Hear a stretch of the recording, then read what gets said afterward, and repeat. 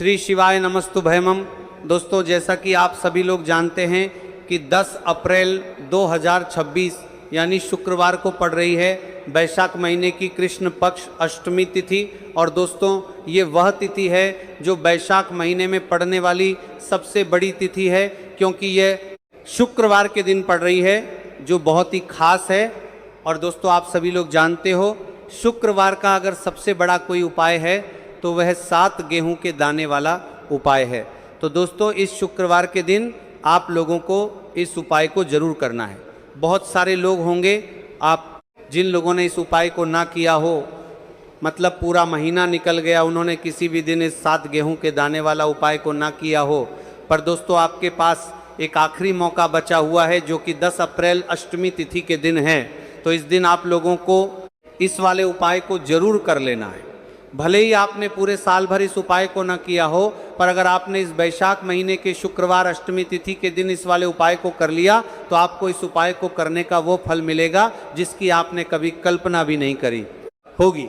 इसीलिए आप लोग इस वाले उपाय को एक बार जरूर कर लेना, ताकि आप लोगों के हाथ से ये मौका ना जा सके और आपको इस उपाय को करने का फल मिल सके।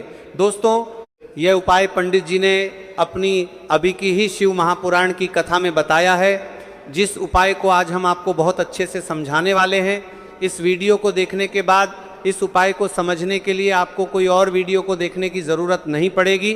तो चलिए दोस्तों, उपाय को शुरू करते हैं। देखिए, यही इस वैशाख महीने के शुक्रवार अष्टमी तिथि के दिन ये इतना खास होता है, इतना महत्वपूर्ण होता है। देखा गया है कभी कभी बड़े बड़े पूजा पाठ अनुष्ठान से जो मनोकामना पूर्ण नहीं होते, वो वैशाख महीने के शुक्रवार अष्टमी तिथि के दिन एक छोटे से उपाय करने से ही आपकी मनोकामना पूर्ण हो जाती है। और बहुत सारे लोगों ने इस उपाय को किया भी है और उनको इस उपाय को का फल भी जरूर मिला है। अगर आप लोग भी इस उपाय को करना चाहते हैं तो आप इस उपाय को पहले अच्छे से समझ लेना, सुन लेना, उसके बाद करना, आपको इस उपाय का फल जरूर मिलेगा। और इस उपाय को कर लेने से आपके घर में चाहे किसी भी प्रकार की दुख और समस्या क्यों ना चल रही हो, आपको उसका कारण भी नहीं पता है कि भाई ये समस्या किस कारण से चल रही है, उसका कुछ भी कारण हो सकता है। जैसे पितृदोष हो सकता है या किसी भी तरह का मंगल दोष भी हो सकता है। तो इस दिन आप लोगों को यह वाला उपाय कर लेना है। यह एक ऐसा उपाय है जिस उपाय को अगर किसी विशेष दिन पर किया जाए तो भाई उस विशेष दिन का जो है वह तो हमें मिलता ही मिलता है।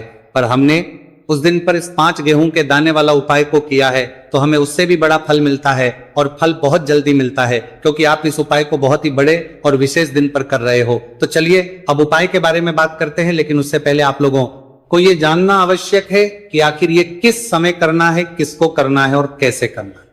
तो चलिए हम आगे आपको वीडियो में एक एक करके बता देते हैं। लेकिन उससे पहले अगर आप लोग हमारे चैनल पर नए हैं तो हमारे चैनल को सब्सक्राइब कर लेना और इस वीडियो को लाइक करके कमेंट बॉक्स में श्री शिवाय नमस्तुभयम ओम नमः शिवाय जरूर टाइप कर देना।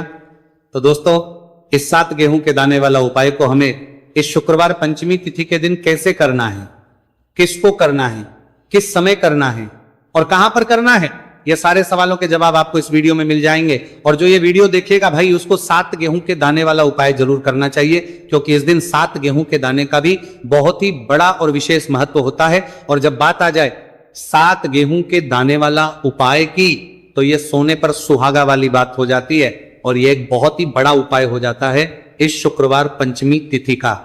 तो अब दोस्तों, इस 7 गेहूं के दाने वाला उपाय को आखिर करना किसको है, सबसे पहले हम लोग वह बात जान लेते हैं।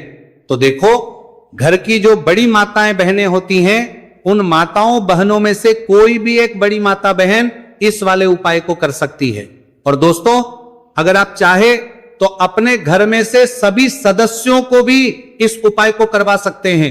अगर किसी व्यक्ति की खुद की मनोकामना है, खुद की कोई दुख और परेशानी है जो कि वह अपने लिए ही करना चाहता है, इस वाले को तो वह खुद अपने लिए भी कर सकता है। बाकी अगर कोई घर में से ऐसा है जो कि अपने पूरे घर परिवार की सुख और शांति के लिए यह वाला उपाय करना चाहता है, तो भाई वह भी कर सकता है, उसमें भी कोई दिक्कत वाली बात नहीं है। कहने का मतलब यह है कि इस उपाय को हर एक सदस्य भी कर सकता है और पूरे घर परिवार के सदस्य के लिए घर की बड़ी माताओं बहनों में से कोई एक माता बहन भी कर सकती है। माताएं बहनें अगर में उपस्थित ना हो या वो ये वाला उपाय ना कर पा रही हो, तो फिर घर का कोई बड़ा सदस्य भी इस 7 गेहूं के दाने वाला उपाय को कर सकता है, चाहे फिर वह पुरुष ही क्यों ना हो, उसमें कोई भी दिक्कत वाली बात नहीं है।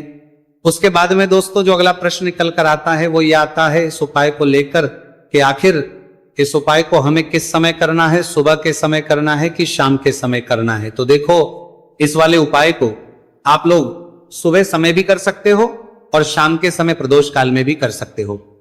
अब अगर आप पूछो कि भाई साहब सबसे उत्तम समय कौन सा रहेगा इस 7 गेहूं के दाने वाला उपाय को करने का, तो हम आपसे बस यही कहेंगे कि इस उपाय को आप सुबह के समय करेंगे तो ज्यादा बेहतर होगा।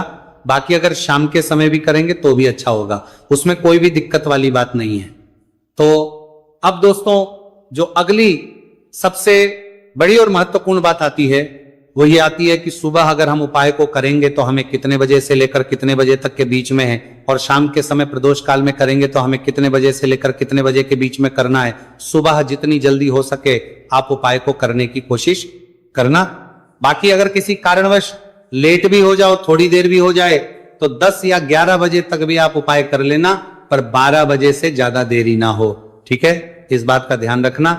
उसके बाद में दोस्तों अगर शाम के समय प्रदोष काल की बात करें, प्रदोष काल का जो समय है होता है वो शाम के 6 से शुरू हो जाता है, मतलब शाम के 6 बजे से लेकर 7 बजे के बीच का जो समय होता है ये समय प्रदोष काल का समय होता है। इस उपाय को 7 या 8 बजे के बीच में भी कर सकते हो, मतलब शाम के 6 बजे से रात 8 बजे के बीच में आप कभी भी इस वाले उपाय को कर सकते हो, उसमें कोई भी दिक्कत वाली बात नहीं है।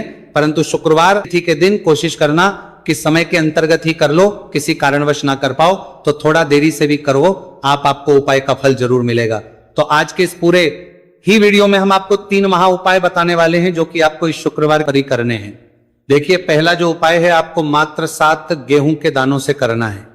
आपके बच्चों को तेज की प्राप्ति होगी, यानी कि वो जो भी कार्य करेंगे निश्चित ही उन्हें उस कार्य में सफलता प्राप्त होगी। तो इसीलिए आपको ये 7 गेहूं के दानों वाला उपाय करना है।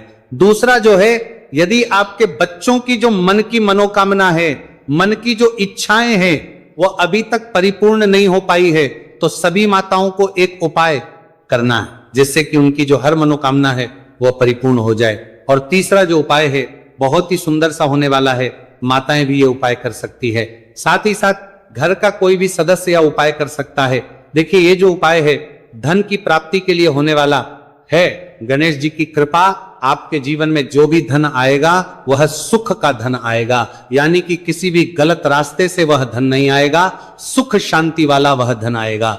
देखिए दोस्तों, आज के जो तीनों ही उपाय है पूज्य गुरुदेव पंडित प्रदीप जी मिश्रा की कथा को सुन करके और समझ करके ही आपको समझाने का पूरा प्रयास करेंगे, लेकिन उससे पहले वीडियो को लाइक करें। देखिए, पहला उपाय, इस उपाय के लिए आपको मात्र 5 गेहूं के दाने लेने होंगे, सामने पर आपको दिखाए जा रहे हैं। इसी प्रकार से आपको मात्र 7 गेहूं के दाने लेने होंगे। इसी के साथ में आपको एक तांबे के पात्र के अंदर शुद्ध जल लेना होगा अपने घर से। अब देखिए, ये जो गेहूं के दाने हैं इन्हें आपको अपने सीधे हाथ में रखना है, और जो जल का पात्र है इसे आपको अपने दूसरे हाथ में लेना है, और इन दोनों ही सामग्रियों को आपको भगवान शिव के मंदिर में लेकर के पहुंच जाना है।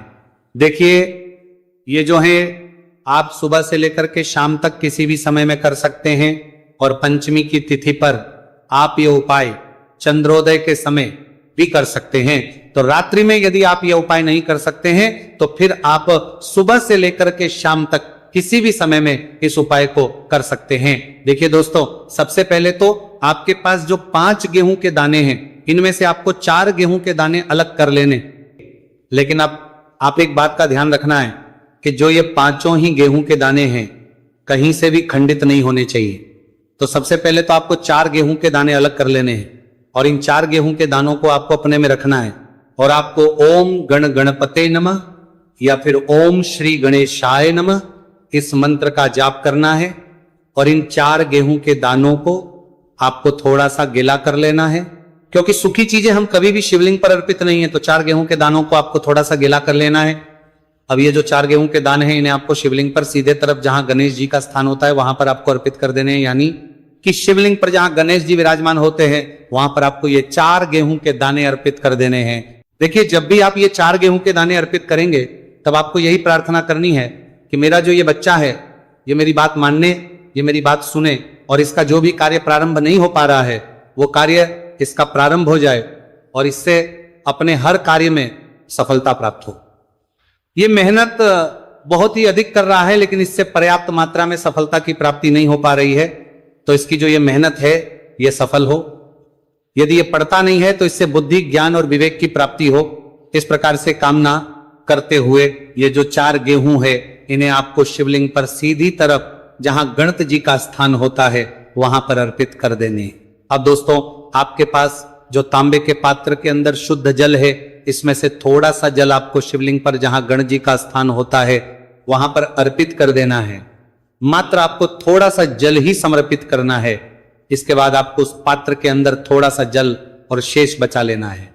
अब देखिए दोस्तों, आपके पास 5वां और अंतिम गेहूं का दाना बचा था, इसे आपको उस पात्र के अंदर ही डाल देना होगा। अब इस जल को आपको भगवान शिव के शिवलिंग पर ही श्री शिवाय नमस्तुभयम इस मंत्र का लगातार जाप करते हुए समर्पित कर देना होगा। बस इतना सा उपाय आपको करना है।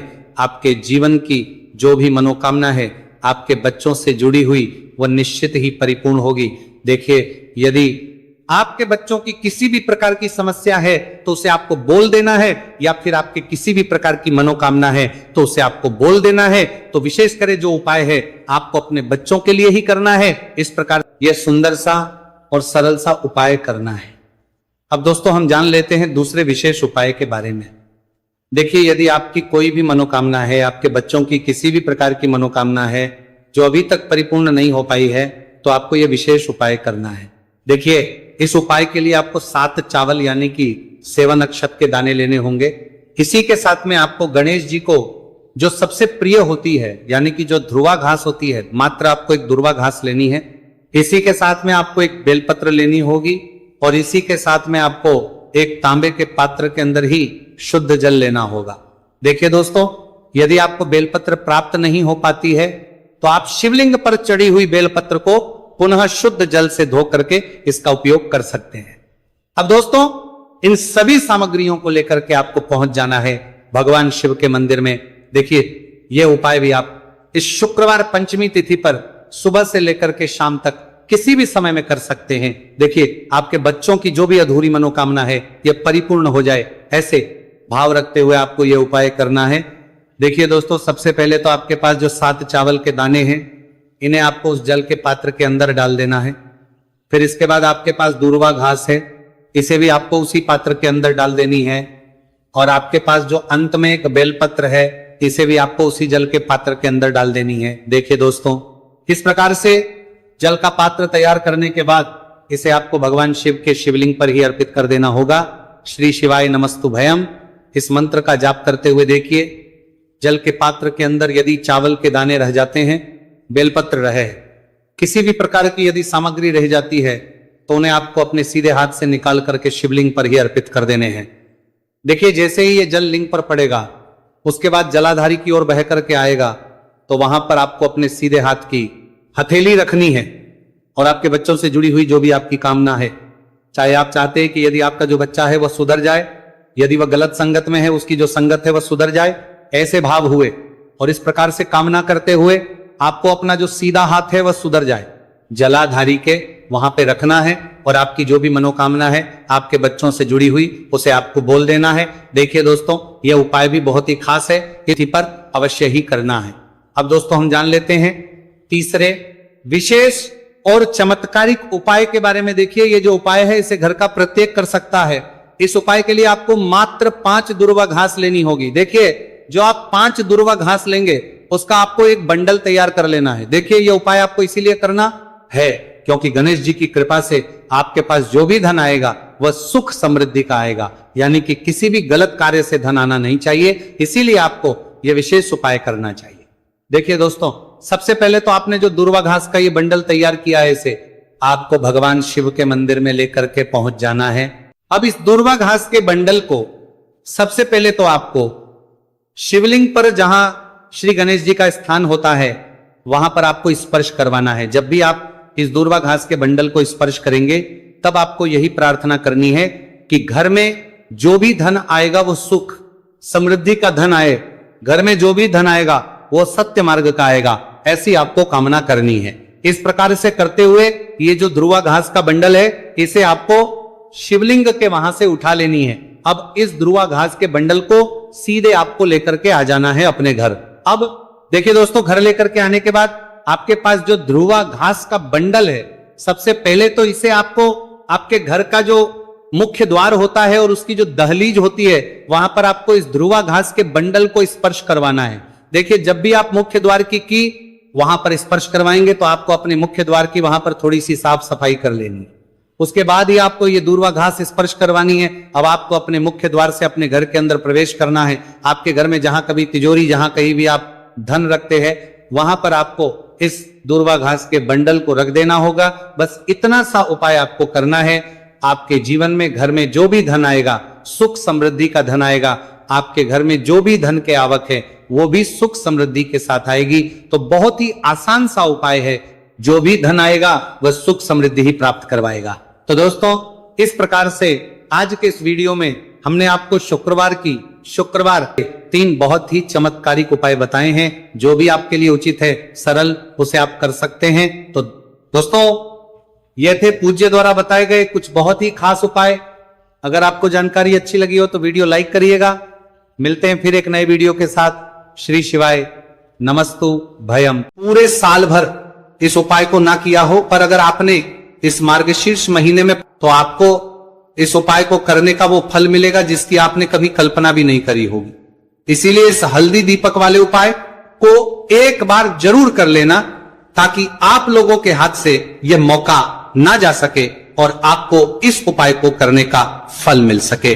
दोस्तों, ये उपाय पंडित जी ने अपनी अभी की ही शिव महापुराण की कथा में बताया है, जो इस उपाय को आज हम आपको बहुत अच्छे से समझाने वाले हैं। इस वीडियो को देखने के बाद इस उपाय को समझने के लिए आपको कोई और वीडियो को देखने की जरूरत नहीं पड़ेगी।